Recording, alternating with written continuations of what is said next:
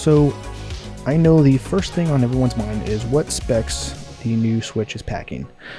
Well, it's got a bigger screen at 7.9 inches over the original Switch at 6.2 inches with 720p resolution, while the Switch 2 will be bumped up to 1080p. The Switch 2 screen will also be able to play up to 120 frames per second and have HDR. Now, the big downside of the Switch 2's screen is that it's an LCD screen versus last gen's OLED screen iteration.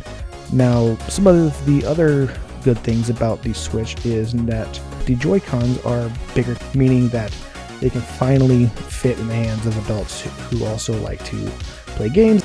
It is said that they have better haptic feedback in the controllers, as well as a new system for putting them back into the console, which utilizes magnets, now with a button on the bottom to release them versus the rail system the Switch 1 used. Both Joy-Cons also sport an optical sensor, which will allow them to be utilized as a mouse for certain games.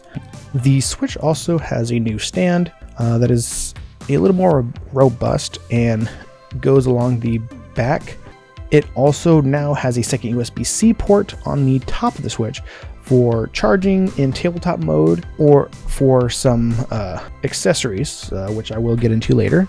Unfortunately, at this point in time, we don't have the exact GPU or CPU specs of the new Switch, but we do know that it is in collaboration with NVIDIA again, and which is supposed to be significantly better than the previous gen Switch.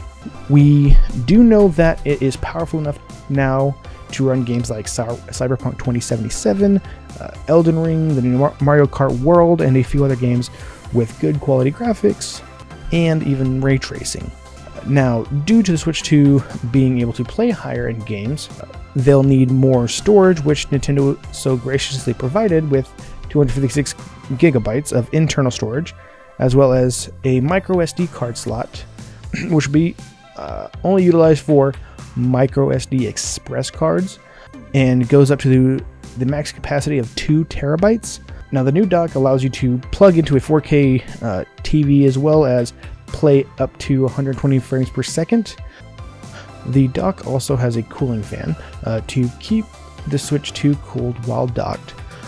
Considering the Switch is still thin, that doesn't really leave a lot of room for cooling, or they just haven't really revealed how they are doing that at the moment.